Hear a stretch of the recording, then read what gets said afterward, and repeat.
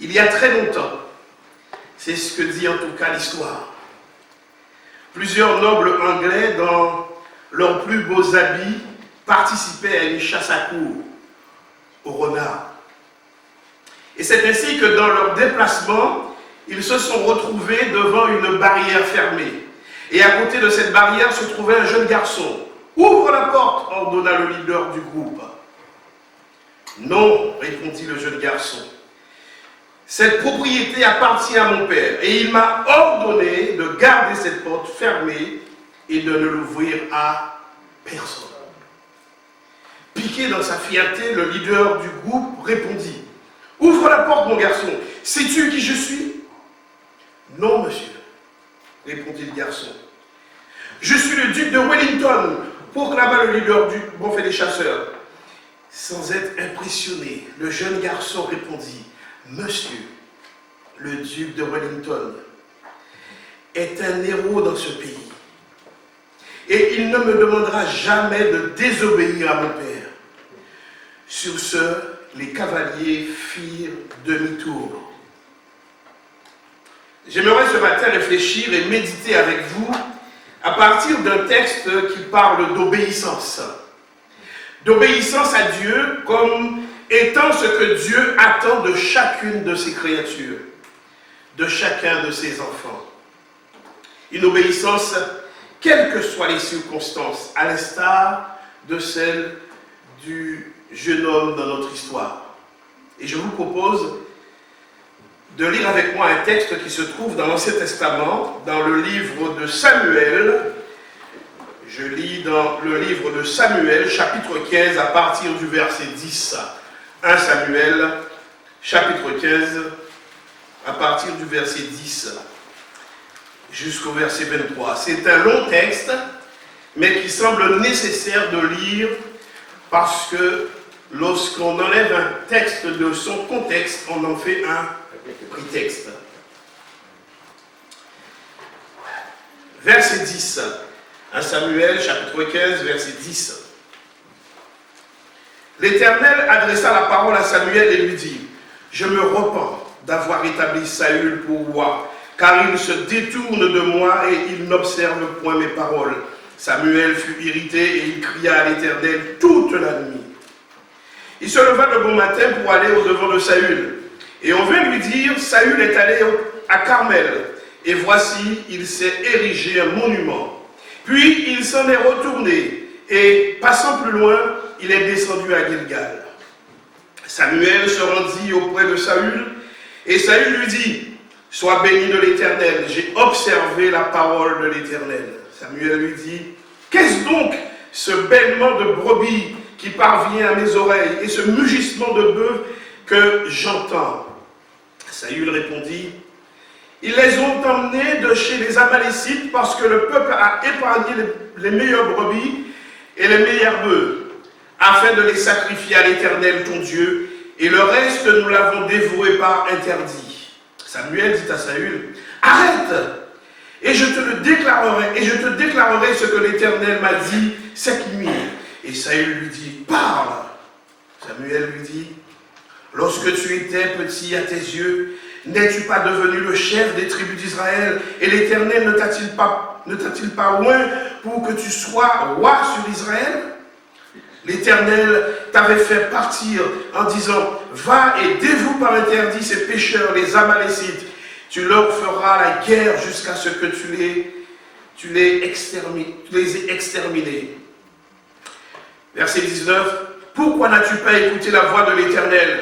Pourquoi t'es-tu jeté sur le butin et as-tu fait ce qui est mal aux yeux de l'Éternel? Saül répondit à Samuel, j'ai bien écouté la voix de l'Éternel et j'ai suivi le chemin par lequel m'envoyait l'Éternel. J'ai amené Agar, roi d'Amalek, et j'ai dévoué par interdit les Amalécites. Mais le peuple a pris sur le butin des brebis et des bœufs comme prémices de ceux qui devraient être dévoués afin de le sacrifier à l'Éternel ton Dieu à Gilgal. Samuel dit, l'Éternel trouve-tu du plaisir dans les holocaustes et les sacrifices comme dans l'obéissance à la voix de l'Éternel? Voici l'obéissance vaut mieux que les sacrifice et l'observation de sa parole vaut mieux que la graisse des brebis, car la désobéissance est aussi coupable que la divination, et la résistance ne l'est pas moins que l'idolâtrie et les téraphèmes. Puisque tu as rejeté la parole de l'Éternel, je te rejette aussi comme roi. Amen. Seigneur, nous voulons te remercier. Merci pour ta parole, parce que ta parole est la vérité. Dieu vient de rejeter le roi Saül. C'est pourtant Dieu lui-même qui l'avait choisi quelque temps auparavant pour être le premier roi d'Israël. Et Saül s'était révélé être un bon roi au commencement. Il avait su dès le départ rallier le peuple pour combattre les Ammonites et les vaincre. Malheureusement, les bons débuts du roi Saül n'ont pas duré. Et rapidement, Saül s'est montré sous son vrai jour, comme un homme instable, dont le cœur était finalement éloigné de Dieu. Et c'est ainsi que Saül a gravement désobéi à Dieu à 2 reprises. Et c'est ainsi que Dieu va lui ôter la royauté. En quoi consiste la désobéissance de Saül dans notre passage ce matin? Et ce passage relate sa deuxième désobéissance. Rappelez-vous. Dieu lui avait demandé de, je cite le texte, de faire rendre des comptes à Amalek pour ce qu'il avait fait à Israël quand il s'était mis sur son chemin, tandis que celui-ci montait en Égypte. En d'autres termes, frères et sœurs, Dieu lui avait demandé de frapper Amalek d'anathème, par interdit, d'être l'instrument du jugement de Dieu. Et au lieu de cela, Saül avait gardé en vie le roi Agag, ainsi que le meilleur du bétail. Je lis les versets qui précèdent le texte que nous avons lu, les versets 7 à 9. Saül battit Amalek depuis Havila jusqu'à Shur, qui est en face de l'Égypte. Il prit vivant Agag, roi d'Amalek, et il le dévoua par interdit, tout le peuple en le passant au fil de l'épée. Mais Saül et le peuple épargnèrent Agag et les meilleures brebis, les meilleurs bœufs, les meilleures bêtes de la seconde portée, les agneaux gras et tout ce qu'il y avait de bon. Ils ne voulurent pas le dévouer par interdit, et ils dévouèrent seulement tout ce qui était méprisable et chétif. Et c'est ainsi, je ne vais pas rentrer dans les détails concernant cette désobéissance, mais c'est ainsi que Saül, frères et sœurs, a désobéi. C'est ainsi que Dieu l'a rejeté. Et nous savons aussi qu'à partir de ce moment, Dieu va choisir un autre roi. Un homme selon son cœur, le roi David. Saül a désobéi, c'est vrai, nous l'avons vu. Mais ce qui est surtout important pour notre propos ce matin, c'est que Saül pensait à l'évidence bien agir, ou du moins agir de manière à satisfaire Dieu. Et c'est ainsi qu'il avait gardé du bétail pour offrir des sacrifices à Dieu. Et je relis les versets 13 à 15. Samuel se rendit auprès de Saül, et Saül lui dit, « Sois béni de l'Éternel. J'ai observé la parole de l'Éternel. » Samuel lui dit, « Qu'est-ce donc ces bêlements de brebis qui parviennent à mes oreilles, et ce mugissement de bœufs que j'entends ?» Saül répondit, « Ils ont emmené de chez les Amalécites parce que le peuple a épargné les meilleures brebis et les meilleurs bœufs afin de les sacrifier à l'Éternel, ton Dieu. » Il est difficile de voir ici si Saül pensait véritablement bien agir, ou alors si Saül savait qu'il agissait mal, mais qu'il pensait qu'il pourrait s'arranger avec Dieu. Ça ne vous arrive pas quelquefois? Il arrive, frères et sœurs. Oui, Il nous arrive que nous nous trompions sur ce que Dieu attend de nous. Il arrive que nous n'ayons pas compris les voies de Dieu pour nous, ou peut-être pas tout compris. Il arrive que nous nous égarions et que nous fassions fausse route. Il arrive que nous nous fassions des illusions sur ce que Dieu attend de nous. Et nous pouvons parfois mal agir en pensant que ce que nous faisons est juste et agréé par Dieu. Ce fut par exemple le cas de Saul de Tarse, vous vous rappelez, qui pensait servir Dieu en persécutant l'Église. Ce fut peut-être le cas ici du roi Saül. En tout cas, il y a un indice dans le texte qui pourrait nous permettre de comprendre les choses ainsi. C'est le verset 20, regardez, où il est dit, Saül répondit à Samuel, « J'ai bien écouté ou observé, j'ai bien écouté. » Il semble qu'ici que Saül est convaincu d'avoir bien agi. Et plus loin, il continue, « Et j'ai suivi le chemin sur lequel le Seigneur m'avait envoyé. » L'évocation de cette possibilité me permet de dire et de redire ce matin que une grande vérité, à savoir que la bonne foi, frères et sœurs, la sincérité n'est jamais gage de vérité. Beaucoup de gens sincères sont dans l'erreur et se sont égarés. Il arrive aussi que nous soyons dans l'erreur, consciemment, volontairement. Souvent, nous savons au plus profond de nous-mêmes que cela est le cas.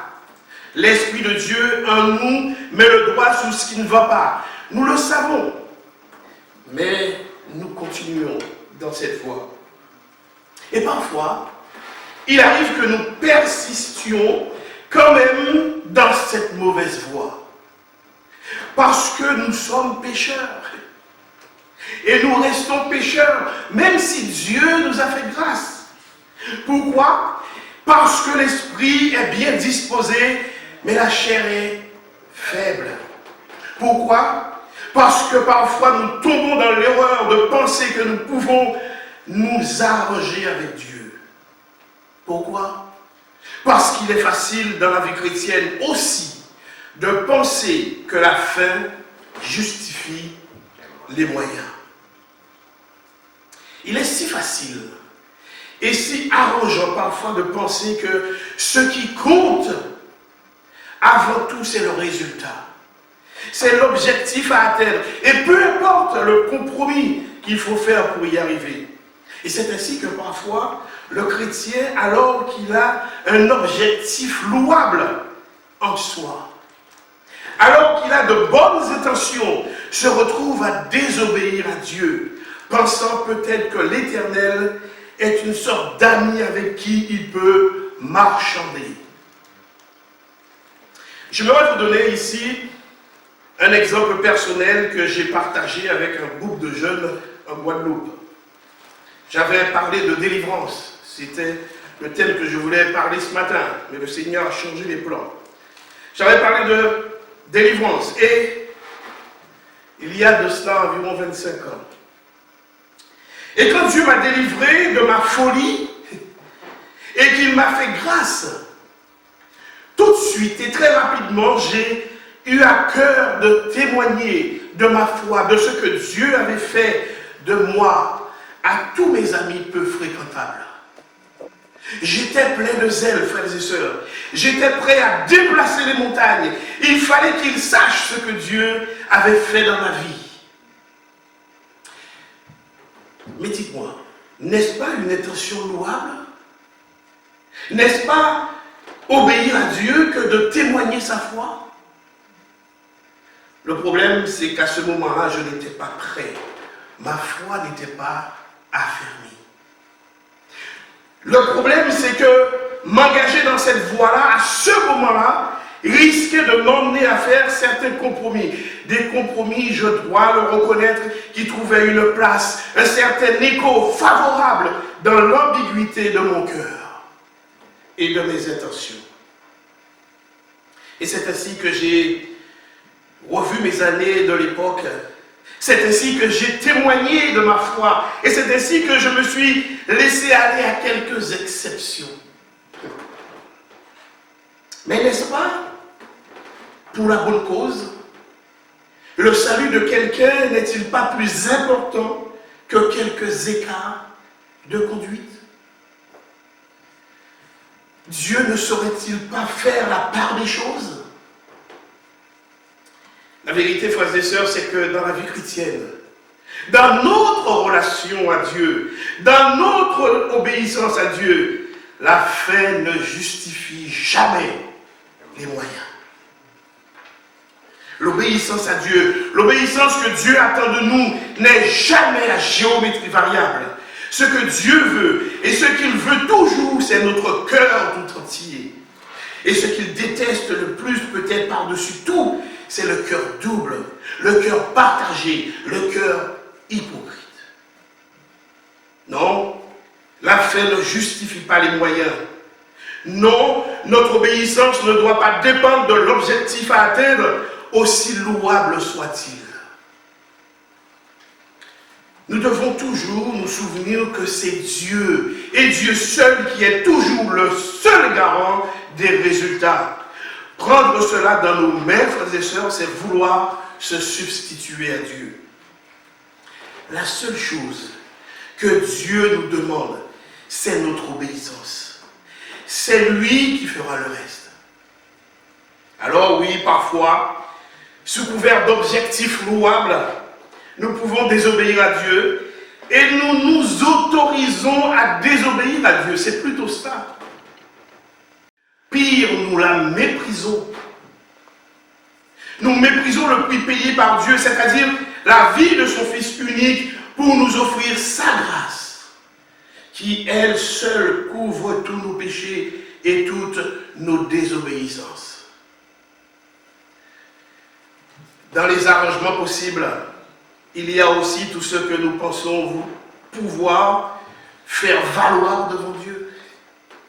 Bien sûr, toutes nos bonnes œuvres, nos mérites, notre service pour le Seigneur, tout le temps que nous consacrons au Seigneur, toutes les heures que nous ne comptons plus, tous les biens que nous donnons généreusement au Seigneur, tous les sacrifices auxquels nous consentons volontairement. Et nous pensons peut-être que tout cela pèsera assez lourd dans la balance et que cela finira par contrebalancer notre désobéissance. Nos écarts de conduite, notre péché.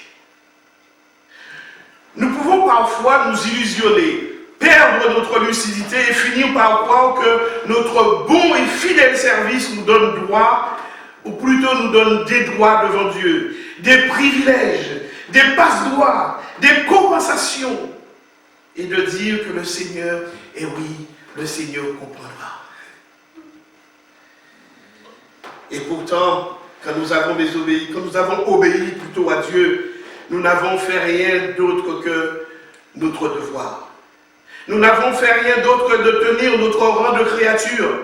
Nous n'avons rien fait d'autre que de ce que nous devrions faire. Dieu ne nous doit rien. Et nous lui devons tout. Nous lui sommes redevables de tout. Et nous pourrions ainsi détourner le fameux verset des Corinthiens où Paul dit que même s'il parlait les langues des humains et des anges, même s'il avait la capacité de parler un prophète, même s'il avait la science de tous les mystères et toute la connaissance, ce n'est quand même pas rien, n'est-ce pas? Même s'il avait toute la foi qui transporte les montagnes, s'il n'avait pas l'amour, il n'était rien. Et nous pourrions dire que même si nous servons le Seigneur, même si nous nous sacrifions souvent pour lui et pour son royaume, même si nous donnons généreusement de notre temps, de nos biens, même si notre vie est exemplaire de bien, de manière, si nous n'obéissons pas à Dieu, cela ne nous sert à rien. Ce qui compte avant tout, frères et sœurs, ce n'est pas ce que nous faisons. Ce qui compte avant tout, c'est notre cœur devant le Seigneur. Si notre cœur est droit, ici à l'église d'Argenteuil, si notre cœur est entier au Seigneur, notre service suivra et nos bonnes œuvres aussi. Jésus a évoqué cette triste réalité du décalage entre ce qui est fait et le cœur. Il l'a fait à la fin du sermon sur la montagne en parlant de toutes celles et de tous ceux qui feront valoir un jour devant Dieu de bonnes choses, de grandes choses qu'ils ont faites pour le Seigneur, qu'ils ont même faites au nom du Seigneur. Mais à qui le Seigneur dira cette phrase terrible de Matthieu chapitre 7. Je leur dirai ouvertement, je ne vous ai jamais connu. Retirez-vous de moi, vous qui commettez l'iniquité. Je ne vous ai jamais connu. Je n'aimerais pas que le Seigneur puisse me le dire un jour. C'est pour ça que j'essaie de penser comme l'apôtre Paul, d'être toujours une œuvre d'amélioration dans les mains du Seigneur pour justement ne pas être disqualifié. Frères et sœurs, accomplir de grandes choses ne suffit pas à me justifier devant Dieu. Ce n'est pas parce que je prêche la parole que j'ai le droit de me justifier devant Dieu. C'est mon cœur que le Seigneur attend. D'ailleurs, rien de ce que je fais, de ce que je pourrais faire n'est suffisant pour me justifier devant Dieu. La justification, c'est un cadeau. C'est un cadeau que Dieu nous offre, un cadeau immérité, qu'il nous offre sur la base de notre foi que nous plaçons dans l'œuvre parfaite de Jésus-Christ. Ce qui compte, je le redis, ce n'est pas ce que nous faisons. Ce qui compte en premier, c'est notre cœur. C'est notre relation intime avec Dieu. Et si notre cœur est droit, si notre cœur est attaché au Seigneur, alors notre service découlera de cela et de bonnes œuvres suivront. Et nous serons remplis du fruit de l'Esprit. Frères et sœurs, Saül était prêt. On peut certainement le critiquer, mais il était prêt à faire de grands sacrifices pour Dieu. Regardez le verset 15. Il était prêt à faire de grands sacrifices. Mais ce n'était pas ce que Dieu désirait de lui. Ce que Dieu désirait, c'était son cœur, sans partage. Ce que Dieu désirait, c'était son obéissance. Et c'est en réalité ce que Dieu attend de nous aussi.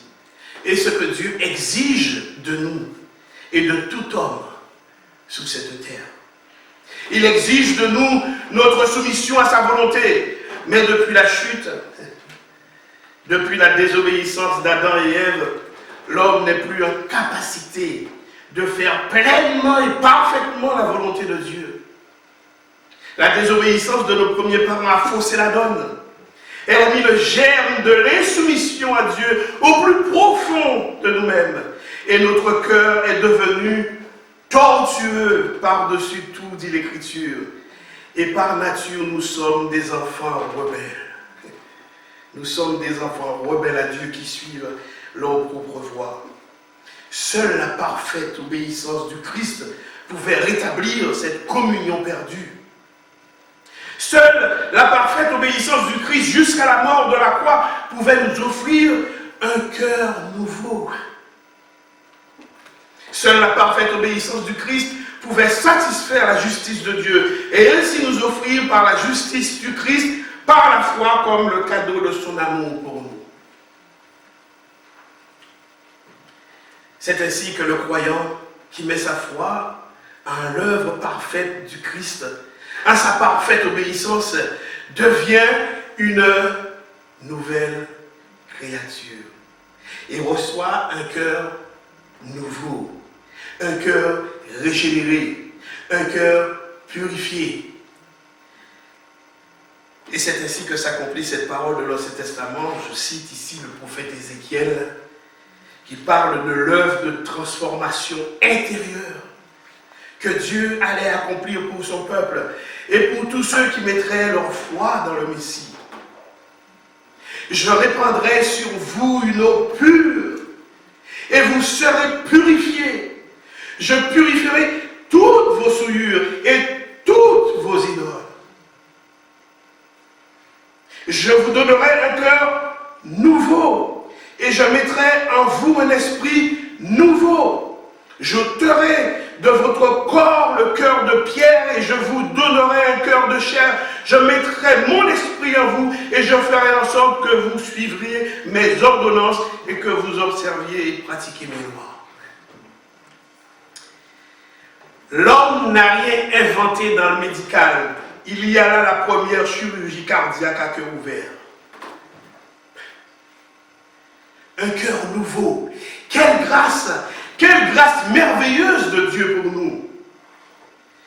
Et nous devions bien comprendre ici que si le cœur est nouveau, la chair reste là. Elle demeure. Et c'est ainsi, et c'est la raison pour laquelle, frères et sœurs, il y a cette guerre en nous. Il y a cette bataille en nous. C'est la raison pour laquelle Jésus lui-même dira que l'esprit est bien disposé, mais la chair est faible. Mais ceci dit, avec son cœur nouveau, avec notre cœur nouveau, le chrétien, l'enfant de Dieu, est maintenant en capacité d'obéir à Dieu. Il a la capacité de dire non au péché. À une condition. S'il fait le choix de marcher par l'esprit et non plus par la chair. Et je vous renvoie au 5e chapitre de l'Épître aux Galates si vous voulez creuser dans cette question. Mais cette capacité nouvelle qui est liée au cœur nouveau que Dieu a mis en nous ne nous est pas donnée comme une option. C'est pourquoi Dieu attend et demande de nous notre pleine obéissance. La difficulté pour nous, frères et sœurs, c'est que nous vivons dans un monde, dans une société où tout est de plus en plus une affaire d'options. Et nous sommes de plus en plus formatés ainsi. Vous achetez quelque chose, une voiture par exemple, et c'est toujours après une affaire d'options. Et oui, ce qui fera la différence entre tel ou tel modèle de voiture, ce sont les options. Ce sont les options que vous allez choisir. Et nous le constatons aussi dans notre vie. Ou du moins, la mienne. Beaucoup de choses sont aujourd'hui optionnelles, facultatives, à la carte, au bon vouloir de la personne. Et nous sommes habitués à ce que tout autour de nous fonctionne comme cela. Mais dites, il n'en est pas de même avec Dieu. Il n'en est pas de même avec l'obéissance de notre cœur. Dieu ne s'accommode pas du partage de notre cœur. Dieu ne s'accommode pas d'être une option parmi d'autres, ni de nos faux semblants, de notre religiosité, de nos façades, de nos hypocrisies. Ce que Dieu veut, c'est notre cœur tout entier. C'est notre pleine obéissance. Toujours, jamais en option. Ce que Dieu veut, c'est que nos actes soient en harmonie, en cohérence avec notre cœur, avec ce que nous croyons et ce que nous professons. Je le redis, ce que Dieu déteste parmi tout, c'est l'hypocrisie. C'est cette incohérence, maintes et maintes fois dénoncée par les prophètes de l'Ancien Testament, maintes et maintes fois dénoncée par Jésus-Christ lui-même. Il y aurait tellement de choses, beaucoup de choses ici à dire, des textes pertinents à lire. L'homme se contente très souvent des apparences. Il peut ainsi assez facilement tromper son prochain, mais pas Dieu. Pas Dieu qui voit jusqu'au cœur. Et dans ce même livre de Samuel, il y a cette parole très connue que Samuel va citer au moment où il fait passer les fils de Jessé devant lui. L'homme regarde à ce qui frappe les yeux, mais l'Éternel regarde au cœur. L'homme regarde à ce qui frappe les yeux, mais l'Éternel regarde au cœur. Le Seigneur n'est pas abusé par nos façades. Et il voit au-delà de nos apparences, au-delà de nos services et de nos sacrifices, s'ils sont hypocrites. Et c'est ainsi que Dieu voyait le cœur de Saül. Et c'est ainsi qu'il a pu dire que l'obéissance vaut mieux que les sacrifices. Et c'est le verset 22 de notre texte qui est le verset clé de ce passage. L'Éternel trouve-t-il du plaisir dans les holocaustes et les sacrifices? Voici, l'obéissance vaut mieux que les sacrifices et l'observation de sa parole vaut mieux que la graisse des béliers. Alors, nous devons nous poser la question ici, frères et sœurs, Dieu est-il contre les sacrifices? Absolument pas. Mais il est contre les sacrifices qui cachent un cœur qui est loin de lui. Ce n'est pas en premier ce que nous faisons, mais c'est en premier ce que nous sommes au plus profond de nous-mêmes, de notre relation à Dieu. Frères et sœurs, si notre cœur est au Seigneur, cela ne veut pas dire que nous sommes parfaits, bien sûr. Mais si nous sommes attachés à lui comme David, qui était un homme selon le cœur de Dieu, et nous connaissons son parcours.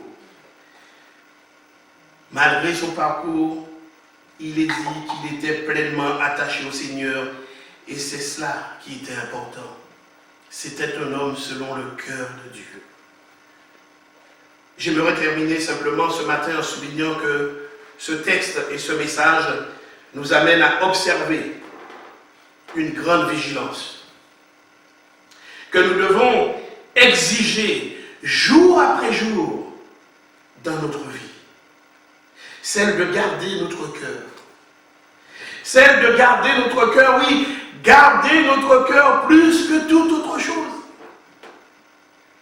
Et nous avons ce beau texte dans le livre des Proverbes, au chapitre 4, verset 20. Mon fils, sois attentif à mes paroles, prête l'oreille à mes discours, qu'ils ne s'éloignent pas de tes yeux, garde-les au fond de ton cœur, car c'est la vie pour ceux qui les trouvent, c'est la santé pour tout leur corps.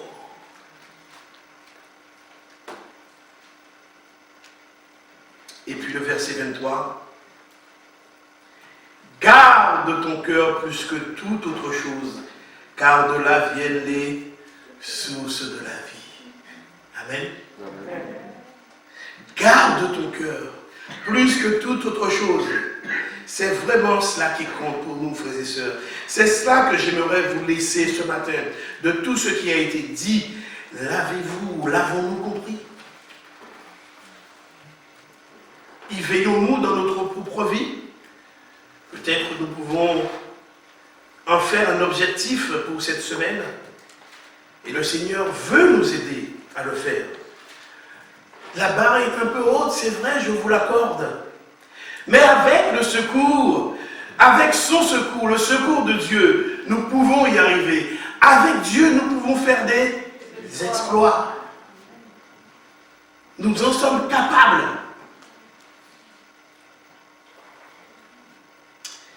Et David l'avait compris. David l'avait compris quand à la fin du psaume 139, il écrit ces deux versets, cette prière que nous connaissons tous et qui résume et conclut parfaitement notre message de ce matin. Sonde-moi, ô Dieu. Sonde-moi, ô Dieu, et connais mon cœur. Il est celui qui voit au plus profond de nous, n'est-ce pas? Éprouve-moi et connais mes pensées, mes préoccupations. Il est celui qui comprend les difficultés que nous vivons, n'est-ce pas? Regarde, si je suis sur une mauvaise voie, et conduis-moi sur la voie de l'éternité. La dépendance de David à Dieu. Oui, il était dépendant. À un moment donné, David disait, tant que je me suis tué, mes os se consumaient. Il s'est rendu compte qu'à un moment donné, il ne pouvait rien faire de lui-même. Seulement avec le secours de Dieu qu'il était capable d'accomplir des exploits. Frères et sœurs, que le Seigneur accomplisse cette œuvre de grâce pour chacun de nous. Qu'il nous accorde non seulement de le laisser mettre le droit là où ça ne va pas dans nos vies, mais aussi, une fois qu'il l'a fait, qu'il nous accorde de l'humilité, de reconnaître nos fautes devant lui, et qu'il nous accorde aussi le vouloir et le faire, et pour marcher de progrès en progrès sur le chemin de l'obéissance. Que Dieu vous bénisse.